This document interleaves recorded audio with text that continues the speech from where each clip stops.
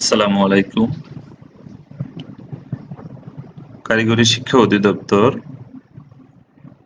ও এ2আই যৌথ উদ্যোগে দক্ষতা বাতায়ন ফেসবুক পেজে diploma in engineering online live ক্লাসে সবাইকে সুস্বাগতম। আমি পাওয়ার ষষ্ঠ পর্বের ইঞ্জিন টেস্টিং অ্যান্ড পারফরমেন্স 67161 এই বিষয়ের উপর আলোচনা করব। বরাবরের মতোই পাঠ উপস্থাপনায় আমি মোহাম্মদ মাইনুদ্দিন, জুনিয়র ইনস্ট্রাক্টর পাওয়ার, চট্টগ্রাম পলিটেকনিক ইনস্টিটিউট।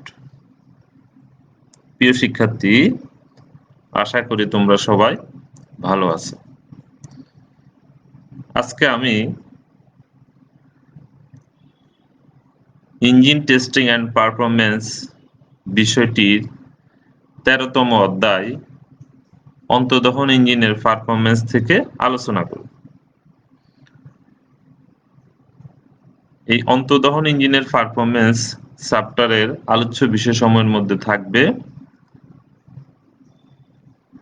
ইঞ্জিনের পারফরমেন্স কি বা কাকে বলে, ইঞ্জিনের পারফরমেন্স মূল্যায়নের ফ্যাক্টর সমূহ, একটা ইঞ্জিনের পারফরমেন্স মূল্যায়ন করতে গেলে কি কি ফ্যাক্টর বিবেচনায় রাখতে হয়, আমরা সেই বিষয়গুলো নিয়ে আলোচনা করব তোমাদের সামনে। ইঞ্জিনের পারফরমেন্স প্যারামিটার সমূহ, একটা ইঞ্জিনের পারফরমেন্স নির্ণয় করার জন্য কি কি প্যারামিটার দেখতে হয়, আমরা সেই বিষয়গুলো নিয়ে তোমাদের সাথে আলোচনা করব। পারফরমেন্স প্রভাবিত ফ্যাক্টর সমূহ, ইঞ্জিনের পারফরমেন্সকে প্রভাবিত করতে পারে এরকম ফ্যাক্টর সমূহ নিয়ে আমরা আলোচনা করব। ইঞ্জিনের আইএসপি বনাম আরপিএম, বিএসপি বনাম আরপিএম, এফএসপি বনাম আরপিএম, আপেক্ষিক জ্বালানি খরচ বনাম আরপিএম, বিভিন্ন ধরনের পার্থক্য থাকে প্যারামিটার নির্ণয় করার জন্য। এর মধ্যে আমরা বিএসপি বনাম আরপিএমটি তোমাদের সাথে আলোচনা করব। পারফরমেন্স বৈশিষ্ট্যগুলো প্রভাবিত করা চলরাশি সমূহ, ইঞ্জিনের পারফরমেন্স বৃদ্ধি করার পদ্ধতি সমূহ, সর্বোপরি তাপ সমতা এবং এর বিস্তারিত বর্ণনা নিয়ে তোমাদের সাথে আলোচনা করব। সুপ্রিয় শিক্ষার্থী,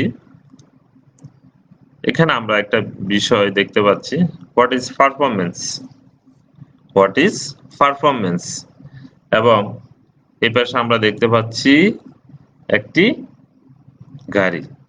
তাহলে আমরা এখানে মূলত পারফরমেন্স বলতে যেটা বোঝানো হচ্ছে সেটা হলো ইঞ্জিন সম্পর্কিত পারফরমেন্স, ইঞ্জিন সম্পর্কিত পারফরমেন্স। তাহলে এখন এখানে কিছু বিষয় না বললে নয়, যেমন একটা অন্তর্দহন ইঞ্জিনের সাধারণত পরিচালিত হয় ব্যবহারযোগ্য গতিসীমার মধ্যে, এটা আমরা জানি। কিছু ইঞ্জিন প্রস্তুত করা হয় স্পিড গভর্নরের সাহায্যে একটি নির্দিষ্ট গতিতে পরিচালনা করতে, স্পিডটি গভর্নরের সাহায্যে নিয়ন্ত্রিত হয়, পরিচালিত হয়। ওই গতিকে ইঞ্জিনের রেটেড স্পিড বলে, ওই গতিকে আমরা কি বলবো, রেটেড স্পিড। এখন ব্যবহারযোগ্য সীমার মধ্যে প্রতিটি গতি ইঞ্জিন কর্তৃক উৎপন্ন ক্ষমতা ভিন্ন ভিন্ন হয়ে থাকে এবং এর একটি সর্বোচ্চ ব্যবহারযোগ্য মান আছে। তাহলে উৎপন্ন ক্ষমতার সাথে একই গতিতে ব্যবহারযোগ্য সর্বোচ্চ ক্ষমতার অনুপাতকে আমরা কি বলি, লোড। উৎপন্ন ক্ষমতার সাথে একই গতিতে ব্যবহারযোগ্য, মানে যে ক্ষমতাটা উৎপন্ন হবে তার সাথে যে গতিটি পাবো সেই গতিতে ব্যবহারযোগ্য সর্বোচ্চ ক্ষমতার অনুপাতকে আমরা লোড বলে থাকি। আপেক্ষিক জ্বালানি খরচ লোড এবং গতির সাথে পরিবর্তন হয়। আপেক্ষিক জ্বালানি খরচটি কি হয়, লোড এবং গতির সাথে পরিবর্তন হয়। তাহলে ইঞ্জিনের পারফরমেন্স নির্ভর করবে প্রতিটি অপারেটিং কন্ডিশনে ব্যবহারযোগ্য লোড এবং আপেক্ষিক জ্বালানি খরচের অন্তঃসম্পর্কের উপর। এখন যদি আমরা বলি পারফরমেন্স কি, তাহলে এখন দেখো পারফরমেন্স কি। আসলে ইঞ্জিন পারফরমেন্স প্রকৃতপক্ষে একটি আপেক্ষিক বা তুলনামূলক শব্দ। কি, একটি আপেক্ষিক বা তুলনামূলক শব্দ। এটি কতগুলো বৈশিষ্ট্যমূলক কার্ভের সাহায্যে উপস্থাপন করা হয় যা ইঞ্জিন অপারেটিং প্যারামিটার ফাংশন। কতগুলো কার্ভের সাহায্যে এটাকে কি করা হয়? উপস্থাপন করা হয়। পারফরম্যান্স শব্দের আবিধানিক অর্থই হলো কৃতিত্ব বা সফলতা, সাকসেসফুল, কৃতিত্ব বা সফলতা। কোনো ইঞ্জিনের পারফরম্যান্স বলতে এতে প্রয়োগকৃত শক্তি কতটা সফলভাবে কাজে পরিণত হয় বা অন্য কোনো তুলনামূলক ইঞ্জিনের সাপেক্ষে কতটা কৃতিত্বের সাথে সরবরাহকৃত শক্তি কাজে রূপান্তরিত হয় তাকে বোঝায়। অর্থাৎ আমরা কতটা শক্তি, যে শক্তিটি আমরা সরবরাহ করতেছি সেই শক্তিটি কতটুকু কাজে রূপান্তরিত হচ্ছে সেটিকে বোঝানো হচ্ছে।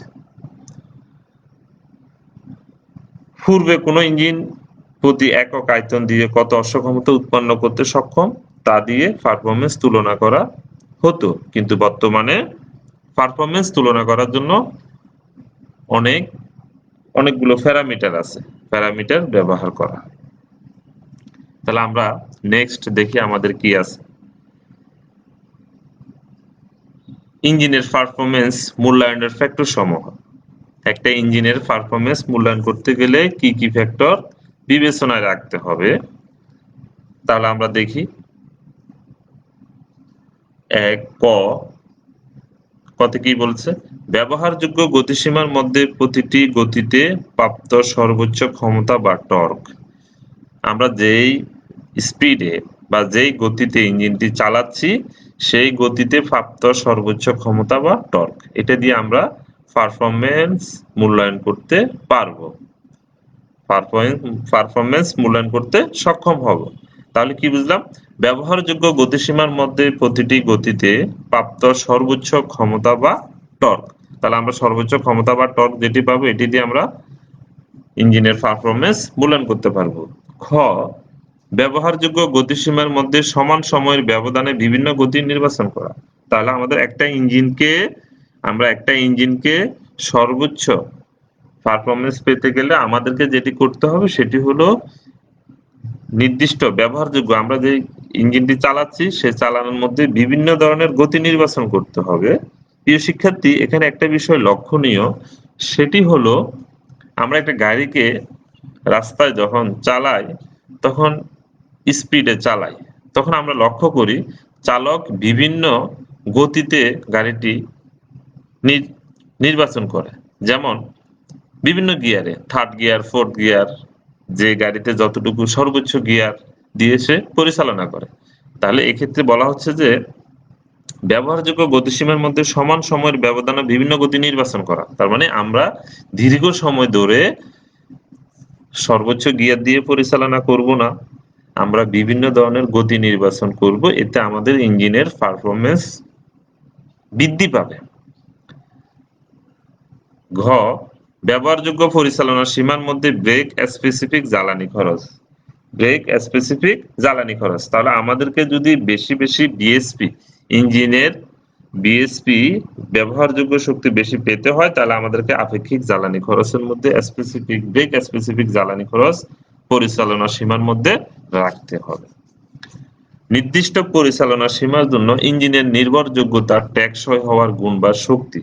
এটি হলো নির্দিষ্ট পরিচালনার সীমার জন্য ইঞ্জিনের নির্ভরযোগ্যতা টেকসই হওয়ার গুণ বা শক্তি। একটা ইঞ্জিনকে যখন আমরা নির্দিষ্ট সময় বা নির্দিষ্ট ডিউরেশন পর্যন্ত পরিচালনা করব তখন এটি টেকসই হওয়ার গুণ বা শক্তি। এখন আমরা দেখব ইঞ্জিনের পারফরমেন্স বৈশিষ্ট্য সমূহ। ইঞ্জিনের পারফরমেন্স বৈশিষ্ট্য সমূহ, এখানে আমরা দুটো বৈশিষ্ট্য লক্ষ্য করতেছি। এক, ইঞ্জিন টেস্ট থেকে প্রাপ্ত ফলাফলের ভিত্তিতে। ইঞ্জিন টেস্ট থেকে প্রাপ্ত ফলাফলের ভিত্তিতে।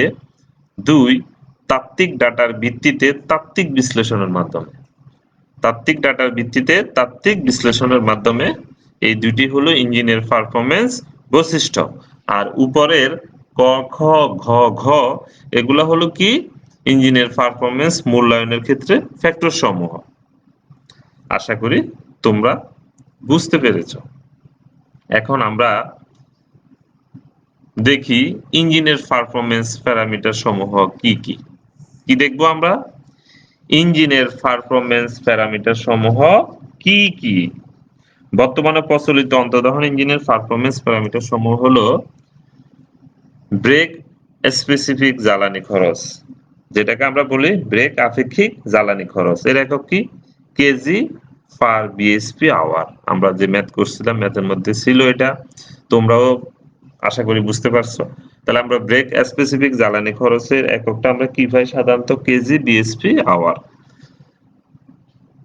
ব্রেক মিন ইফেক্টিভ প্রেসার, ব্রেক মিন ইফেক্টিভ প্রেসার এটা হলো কেজি পার বর্গ সেন্টিমিটার। ইঞ্জিনের আপেক্ষিক ওজন, ইঞ্জিনের আপেক্ষিক ওজন এটি হলো কেজি পার বিএসপি। সিলিন্ডারের ভেতর পিস্টন, সিলিন্ডারের ভিতর পিস্টন গমনাগমনের একক আয়তন কর্তৃক উৎপন্ন ক্ষমতা।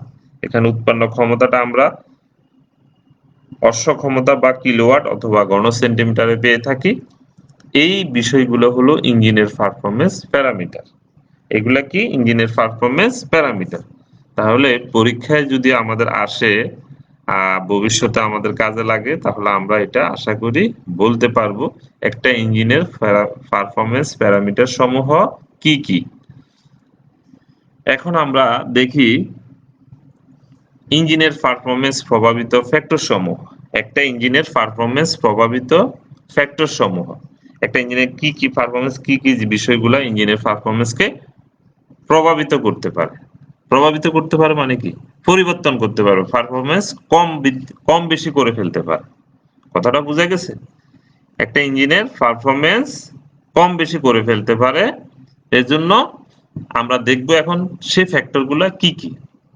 প্রথমত আছে ইঞ্জিন সিলিন্ডার থেকে নির্গত পোড়া গ্যাস। ইঞ্জিন সিলিন্ডার থেকে নির্গত পোড়া গ্যাস।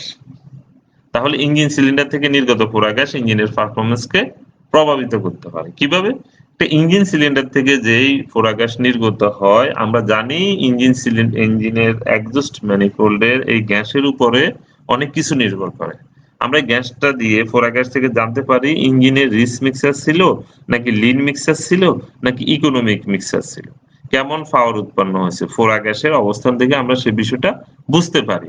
যেমন আধুনিক ইঞ্জিনে এক্সস্ট ম্যানিফোল্ডে অক্সিজেন সেন্সর থাকে, সে অক্সিজেন সেন্সরই আমার পোড়া গ্যাসের বিভিন্ন অবস্থান জানিয়ে দেয় বা আমরা জানতে পারি। সেটা থেকে আমরা বুঝতে পারি ইঞ্জিনের শক্তি উৎপাদনের হার কি কমতেছে নাকি স্থিতিশীল আছে, বা আরো কিছু ডাটা আমরা বিশ্লেষণ করতে পারি। তাহলে ইঞ্জিন সিলিন্ডার থেকে নির্গত পোড়া গ্যাস ইঞ্জিনের পারফরমেন্স প্রভাবিত করার একটি গুরুত্বপূর্ণ ফ্যাক্টর। বাল্বের বাধা বা ইনার্সিয়া, এটা হলো রেজিস্ট্যান্স। একটা বাল্বের বাধা বা ইনার্সিয়া, যেটা হলো বাল্ব রেজিস্ট্যান্স বলা হচ্ছে। এই রেজিস্ট্যান্স মানে হলো কি? বাধা। একটা বাল্ব যদি আমরা জানি ফোর স্ট্রোক ইঞ্জিনে ইনটেক এবং এক্সস্ট স্ট্রোকে দুটি বাল্ব থাকে, একটি ইনটেক বাল্ব, একটি এক্সস্ট বাল্ব। তাহলে ইনটেক বাল্বের মধ্যে আমাদের ইনটেক বাল্বের সাইজ, এক্সস্ট বাল্বের সাইজ কিন্তু একই না, দুটি ভিন্ন ভিন্ন। তাহলে এই দুটি বাল্ব যদি সঠিক সময়ে খোলা এবং বন্ধ না হয়, তাহলে সেক্ষেত্রে ইঞ্জিনের পারফরমেন্স প্রভাবিত হবে। আচ্ছা, আমরা এখন দেখি বাল্ব টাইমিং। এটি অত্যন্ত গুরুত্বপূর্ণ একটি বিষয়। এটি ইঞ্জিনের পারফরমেন্স প্রভাবিত করার একটি গুরুত্বপূর্ণ বিষয়, বাল্ব টাইমিং। আমরা জানি একটি নির্দিষ্ট সময়ে সাকশন স্ট্রোকে ইনটেক বাল্ব খুলে, যখন কম্প্রেশন স্ট্রোক হয় উভয় বাল্ব বন্ধ থাকে। যখন এক্সস্ট স্ট্রোক চলে তখন এক্সস্ট বাল্ব বা নির্গমন বাল্ব খোলা থাকে। এই যে বাল্ব খোলা বন্ধ হওয়া, কখন কোন বাল্বটি খুলবে বন্ধ হবে, এই বিষয়টি যদি সঠিকভাবে না হয়, এই বিষয়টি যদি টাইমলি না হয়, তাহলে সেক্ষেত্রে আমরা কি ইঞ্জিনের সঠিক পাওয়ার উৎপন্ন করতে পারবো? তাহলে অবশ্যই প্রিয় শিক্ষার্থী, তোমরা বুঝতে পারতেছো এখানে বাল্ব টাইমিং অনেক বড় একটা ফ্যাক্টর, এটা তোমরা জানো। এবং আমরা বাল্ব ওভারল্যাপিং ও জানি যে একটা নির্দিষ্ট সময়ে দুটি বাল্ব একটা নির্দিষ্ট সময় ধরে খোলা থাকে, তার একটা নির্দিষ্ট ডিগ্রি আছে, ওই ডিগ্রি যদি কম বেশি হয় তাহলে সেক্ষেত্রে ইঞ্জিনের পারফরমেন্স প্রভাবিত হতে পারে। তাহলে আশা করি তোমরা বিষয়টি বুঝতে পেরেছো। প্রজ্বলন কাল, প্রজ্বলন কাল কম্বাসন স্ট্রোকে যে স্ট্রোকে পাওয়ার উৎপন্ন হবে, সেই স্ট্রোকে যে জ্বালানিটা আমাদের পূর্বে কম্বাসন হবে, দহন হবে, সে দহনের ডিউরেশন যদি সঠিক সময়ে না হয় বা দহন ভালোভাবে না হয়, তাহলে সেক্ষেত্রে আমাদের ইঞ্জিনের পারফরমেন্স কম বেশি হতে পারে। অসম্পূর্ণ দহন। অসম্পূর্ণ দহন, ইঞ্জিনে যদি সঠিক জ্বালানি প্রজ্বলিতই না হয়, সঠিকভাবে দহন না হয়, তাহলে তো আমাদের শক্তি উৎপন্ন হবে না প্রপারলি। তাহলে এটি ইঞ্জিনের পারফরমেন্স প্রভাবিত করতে পারে। বায়ুমণ্ডলীয় অবস্থা যেমন চাপ, তাপমাত্রা, আর্দ্রতা। আমরা যে বায়ুমণ্ডলীয় অবস্থা যেমন পারিপার্শ্বিক তাপমাত্রা যদি আমাদের ইঞ্জিন সিলিন্ডারে যেমন প্রেসার টেম্পারেচার থাকে এবং পাশাপাশি যদি আর্দ্রতা যুক্ত হয় বায়ুমণ্ডলীয় অবস্থা, সেক্ষেত্রেও ইঞ্জিনের পারফরমেন্স কিছুটা প্রভাবিত হতে পারে। আমরা দেখি শীতকাল বা বর্ষাকালে অনেক সময় ইঞ্জিন রাস্তাঘাটের মধ্যে বন্ধ হয়ে যায়, আটকে যায়, বিভিন্ন ধরনের সমস্যা দেখা দেয়। তাহলে বোঝা যাচ্ছে যে বায়ুমণ্ডলীয় অবস্থাটা একটা পারফরমেন্স প্রভাবিত করার ফ্যাক্টর। সর্বোপরি সর্বশেষ আমরা যেটা বলবো সেটা হলো ব্যবহৃত লুব্রিকেটিং অয়েলের গুণগত মান। এটি তোমরা ভালো করে জানো যে একটা ইঞ্জিনের লুব্রিকেটিং অয়েল কতটুকু মানে ভূমিকা পালন করে। ইঞ্জিনের লুব্রিকেটিং সিস্টেমটা যদি ভালো না হয়, সেই লুব অয়েলের গুণগত কোয়ালিটি যদি ভালো না হয়, তাহলে ইঞ্জিনের বিভিন্ন চলমান এবং যন্ত্রাংশ সময়ের মধ্যে ক্ষয়ের সৃষ্টি হবে, তাপমাত্রা বৃদ্ধি পাবে। সর্বোপরি ইঞ্জিনের পারফরমেন্সটি এটি প্রভাবিত করতে পারে। আমরা যখন একটা ইঞ্জিনকে দীর্ঘদিন পরে ওভারহুলিং করি, তো ওভারহুলিং করলে আমরা কি পাই? আমরা বিভিন্ন সেটিং গুলি, তো এখন আমাদেরকে একটা নির্দিষ্ট সময় অন্তর অন্তর এই লুব্রিকেটিং অয়েলকে কি করতে হয়? পরিবর্তন করতে হয়। তো শুধু লুব্রিকেটিং অয়েলকে লুব অয়েল পরিবর্তন করলে হবে না, সাথে সাথে এটিও খেয়াল রাখতে হবে আমি সঠিক মানে কোয়ালিটির, ভালো কোয়ালিটির লুব্রিকেটিং অয়েল ব্যবহার করতেছি কিনা। তাহলে আমাদের লুব্রিকেটিং অয়েলের গুণগত মানও ইঞ্জিনের পারফরমেন্স প্রভাবিত করতে পারে। তাহলে প্রিয় শিক্ষার্থী, আমরা এখন দেখি আমাদের এখানে ইঞ্জিনের পারফরমেন্স প্যারামিটারের ভিত্তিতে পেট্রোল ও ডিজেল ইঞ্জিন পারফরমেন্স বৈশিষ্ট্য বা পারফরমেন্স কার্ভ আছে। এখন ইঞ্জিনের টর্ক বনাম আরপিএম, বিএসপি বনাম আরপিএম, এফএসপি বনাম আরপিএম, আপেক্ষিক জ্বালানি খরচ বনাম আরপিএম, এই বিষয়গুলা রয়েছে। এর মধ্যে আমরা বিএসপি বনাম আরপিএমটি তোমাদের সাথে আলোচনা করতেছি, বাকি বিষয়গুলা তোমরা নিজেরা দেখে নিবে। তাহলে আমরা বিএসপি এবং আরপিএম সম্পর্ক থেকে আমরা যেটা দেখতে পাচ্ছি সেটি হলো ইঞ্জিনের আরপিএম বাড়ার সাথে সাথে বিএসপি দৃঢ়ভাবে বেড়ে যায়। বিএসপি মানে কি? Brake horse power. আমরা এটা কোথায় পাই? ইঞ্জিনের ফ্লাই হুইলে। যে কোনো ইঞ্জিনের ফ্লাই হুইলে ব্যবহার উপযোগী যে ক্ষমতাটি আমরা পাই সেটি হলো বিপি, ব্রেক পাওয়ার। আর এটি আমরা যখন হর্স পাওয়ারে নির্ণয় করি তখন এটাকে আমরা বিএসপি বলে থাকি। কিন্তু নির্দিষ্ট গতিতে পৌঁছার পর বিএসপি ধীরে ধীরে কমে যায়। এর দুটো কারণ আছে। কি? এক, উচ্চ গতিতে আয়তনিক দক্ষতা অনেকটা কমে যায়। আমরা জানি উচ্চ গতিতে যদি তুমি বেশি হাই স্পিডে গাড়ি চালাও, তাহলে সেক্ষেত্রে ইঞ্জিনটি পরিচালনা করো, তাহলে তার ভলিউমেট্রিক ইফিসিয়েন্সি কমে যাবে। অর্থাৎ এয়ার ফুয়েল মিক্সারের পরিমাণ কমে যাওয়ায় কম্বাসন প্রেসার কমে যায়, যার ফলে কম ক্ষমতা উৎপন্ন হয়।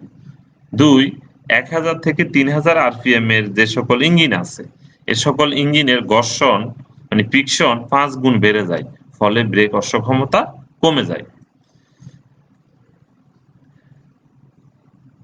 এবং পেট্রোল ও ডিজেল ইঞ্জিনের আরপিএম তুলনা করলে যে বিষয়টি দেখা যায় সেটি হলো নিম্ন গতিতে ডিজেল ইঞ্জিনের চেয়ে পেট্রোল ইঞ্জিনের টর্ক এবং বিএসপি বেশি।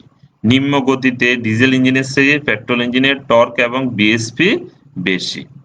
উচ্চ গতিতে পেট্রোল ইঞ্জিনের চেয়ে ডিজেল ইঞ্জিনের টর্ক বৃদ্ধি পায়। এখানে কতগুলো ফ্যাক্টর বিষয় আছে, তোমরা ভালো করে লক্ষ্য করো।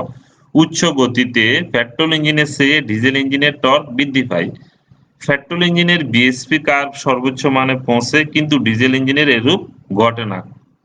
এতে অধিক ওজনের রেসিপ্রোকেটিং অংশ ব্যবহার করায় গতির সীমাবদ্ধতা আছে। কোন ইঞ্জিনে? ডিজেল ইঞ্জিনে।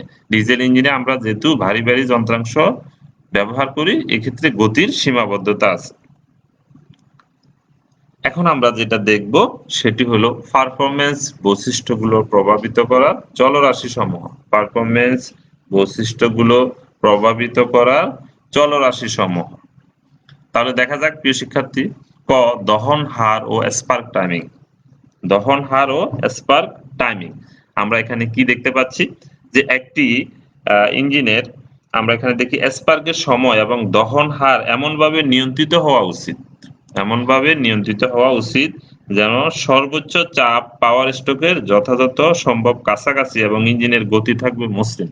মানে স্পার্ক টাইমটাকে এমনভাবে তোমাকে নিয়ন্ত্রণ করতে হবে যেন সর্বোচ্চ চাপটি পাওয়ার স্ট্রোকের কাছাকাছি হয় এবং এতে ইঞ্জিনের গতি থাকবে মসৃণ। মসৃণ কথাটা বুঝো? কর্কশ, মসৃণ মানে একটা ইঞ্জিনকে স্টার্ট করলে আশপাশে যেমন খুবই কর্কশ শব্দ লক্ষ্য করা যায়, সেটি না। আমরা দেখবি অনেক সময় শো করে খুব একটা ইঞ্জিন বা গাড়ি একটা চলে যাচ্ছে, তাহলে সেক্ষেত্রে ওইটা হলো মসৃণ। ইঞ্জিনের আরপিএমটা হলো কি? মসৃণ। এখন মসৃণ হবে, এটা আমাদেরকে খেয়াল রাখতে হবে। সাধারণ নিয়ম অনুসারে দহন হার ও স্পার্ক টাইমিং এমনভাবে নিয়ন্ত্রিত হয় যে কম্বাসন ঘটার পর পিস্টন যখন কম্প্রেশন স্ট্রোকে টিডিসি তে পৌঁছাবে, তখন মোট চাপের প্রায় অর্ধেক চাপ উৎপন্ন হবে। আমরা এখন খ দেখি, বাতাস ও জ্বালানির অনুপাত। বাতাস ও জ্বালানির অনুপাত। তাহলে বাতাস ও জ্বালানির অনুপাত, আমরা এটা খুবই লক্ষণীয় বিষয়। এই অনুপাত অবশ্যই ইঞ্জিনের প্রয়োজন মেটানোর জন্য সেট করতে হবে। অবশ্যই ইঞ্জিনের প্রয়োজন মেটানোর জন্য, ইঞ্জিনের সাইজ, সিলিন্ডারের সাইজ, অবস্থান অনুযায়ী প্রয়োজন মেটানোর জন্য এটাকে সেট করতে হবে।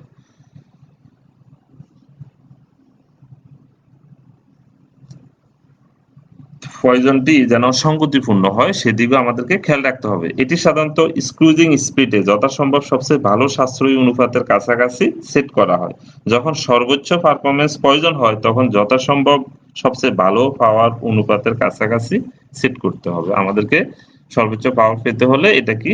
ভালো রেশিও, মানে এটা হলো এয়ার ফুয়েল রেশিও। বাতাস ও জ্বালানির অনুপাতটা কি? Air fuel ratio. এক্ষেত্রে তোমরা অবশ্যই জানো রিচ মিক্সারের অনুপাত কত, লিন মিক্সারের অনুপাত কত, ইকোনমিক্স মিক্সারের অনুপাত কত, এই বিষয়টি তোমরা জানো। সেভাবে আমাদের এয়ার এবং ফুয়েলের রেশিও মেনটেন করতে হবে। এখন আমরা যেটি দেখব সেটি হলো সংকোচন অনুপাত, কম্প্রেশন রেশিও। সংকোচন অনুপাত বৃদ্ধি পেলে ইঞ্জিনের তাপীয় দক্ষতা বৃদ্ধি পায়। সংকোচন অনুপাত বৃদ্ধি পেলে কি হয়? ইঞ্জিনের তাপীয় দক্ষতাও বৃদ্ধি পাবে। অতি উচ্চ কম্প্রেশন রেশিওতে দক্ষতা বৃদ্ধির পরিমাণ অত্যন্ত নগণ্য। যদি আমি বেশি স্পিডে গাড়িটি চালাই, ইঞ্জিনটি চালাই, তাহলে দক্ষতা বৃদ্ধির পরিমাণ খুবই কম হবে। এখানে 5:1 থেকে 9:1 পর্যন্ত সংকোচন অনুপাত বৃদ্ধি পেলে 29%, মানে 29% পাওয়ার বৃদ্ধি পায়। খুবই ভালো করে খেয়াল করো, 5:1 থেকে 9:1, এই যে 5:1 থেকে 9:1 পর্যন্ত সংকোচন অনুপাত বৃদ্ধি পেলে 29% পাওয়ার বৃদ্ধি পাবে। আর 9:1 থেকে 13:1 পর্যন্ত সংকোচন অনুপাত বৃদ্ধি পেলে 9% পাওয়ার বৃদ্ধি পাবে। তাহলে সংকোচন অনুপাত যদি বেশি বেড়ে যায়, তাহলে দেখা যাচ্ছে যে পাওয়ার বৃদ্ধির পরিমাণ কমতে থাকে ধীরে ধীরে। পাওয়ার বৃদ্ধির পরিমাণ কি হয়? ধীরে ধীরে কমতে থাকে। উচ্চ কম্প্রেশন রেশিও ব্যবহার করলে ইঞ্জিনের ক্র্যাঙ্ক করতে বেশি শক্তির প্রয়োজন হবে। কি হবে? বেশি শক্তির প্রয়োজন হবে। ফলে সঙ্গত কারণে বড় ক্র্যাঙ্কিং মোটরের প্রয়োজন হবে। ইঞ্জিনে অতি উচ্চ কম্প্রেশন রেশিও ব্যবহার করলে ইঞ্জিনের আকারও বড় হয়ে যায়। পেট্রোল ইঞ্জিনের কম্প্রেশন রেশিও বৃদ্ধির সীমাবদ্ধতা আছে কিছু, কারণ কম্প্রেশন রেশিও বৃদ্ধির সাথে চাপ ও তাপমাত্রা বেড়ে যায়, যা থেকে জ্বালানির অটো ইগনিশন বা ডেটোনেশন হয়। তাছাড়া নির্দিষ্ট সীমার মধ্যে সর্বোচ্চ কম্প্রেশন রেশিও ব্যবহার করলেও ডেটোনেশন এড়াতে হলে উচ্চ অকটেনযুক্ত জ্বালানি ব্যবহার করতে হবে। আর যে সকল ইঞ্জিনে অতি উচ্চ কম্প্রেশন রেশিও ব্যবহারের ফলে জ্বালানির অস্বাভাবিক দহন হয়, তা থেকে অনেক পরিমাণ নাইট্রোজেন অক্সাইড নির্গত হয়, যা বায়ুমণ্ডলকে দূষিত করে। কি করে? দূষিত করে। প্রিয় শিক্ষার্থী, তাহলে সংকোচন অনুপাতটি আমরা বুঝতে পারলাম। এখন আমরা যদি একটা বিষয় খেয়াল করি, সেটা হলো উচ্চ সংকোচন অনুপাতের সুবিধা অসুবিধা আছে। নির্দিষ্ট সীমা পর্যন্ত সংকোচন অনুপাত বৃদ্ধি পেলে পাওয়ার আউটপুট ও তাপীয় দক্ষতা বৃদ্ধি পায়। ইঞ্জিনের ওজন ও আউটপুট রেশিও হ্রাস পায়। ইঞ্জিনের ওজন এবং আউটপুট রেশিও হ্রাস পায়, মানে হাই স্পিডে চালালে উচ্চ সংকোচন অনুপাত ব্যবহার করলে এই বিষয়টি ঘটে থাকে। আপেক্ষিক জ্বালানি খরচ কম হয়। এটি হলো কি? সুবিধা। এটি তোমাদের জন্য গুরুত্বপূর্ণ তথ্য। এখন আমরা দেখব উচ্চ সংকোচন অনুপাত ব্যবহারের অসুবিধা। আমরা উচ্চ সংকোচন অনুপাতের ব্যবহারের অসুবিধাগুলো কি দেখতে পাচ্ছি? সংকোচন চাপ ও তাপমাত্রা বৃদ্ধি পায়, ফলে অটো ইগনিশন দিয়ে ডেটোনেশন সৃষ্টি হতে পারে। এবং নক এবং ডেটোনেশন কি, এই বিষয়টি তোমরা আশা করি তোমাদের সবার জানা আছে। নক নিবারণের জন্য গ্যাসোলিনের সাথে টেট্রা ইথাইল লিড ব্যবহার করা হয়। ইঞ্জিনে লিড ব্যবহার হলে তা ইমিশন কন্ট্রোল ডিভাইসকে অকেজো করে দেয়। সর্বোপরি অপারেটিং দক্ষতা হ্রাস পায়। পিস্টন রিং এবং সিলিন্ডার ওয়ালের মধ্যে ফ্রিকশন ধীরে ধীরে বৃদ্ধি পায়। এগুলো হলো উচ্চ সংকোচন অনুপাত ব্যবহারের অসুবিধা।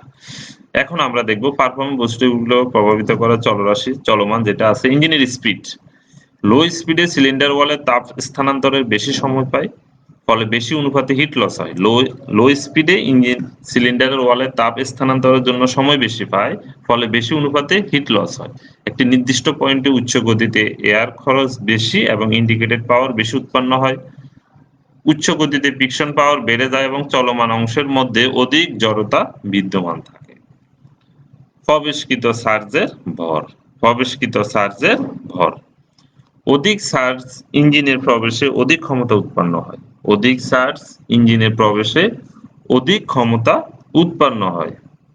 অধিক চার্জ যদি ইঞ্জিনে প্রবেশ করে তাহলে অধিক ক্ষমতা উৎপন্ন হবে, এটি স্বাভাবিক। এবং ইঞ্জিনের জিওমেট্রি স্থির হয় এবং সর্বোচ্চ আয়তনিক দক্ষতা পেতে হলে অধিক ঘনত্বের চার্জ ইঞ্জিনে প্রবেশ করাতে হবে।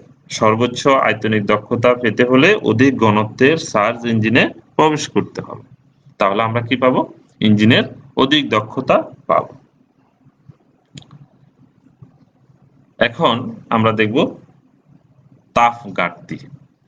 ইঞ্জিনে উৎপন্ন শক্তির বিপুল অংশ, একটা বড় অংশ আমরা জানি, ইঞ্জিনে উৎপন্ন শক্তির একটা বিপুল অংশ অব্যবহৃত অবস্থায় পরিত্যক্ত হয়, অর্থাৎ হিট লস হয়।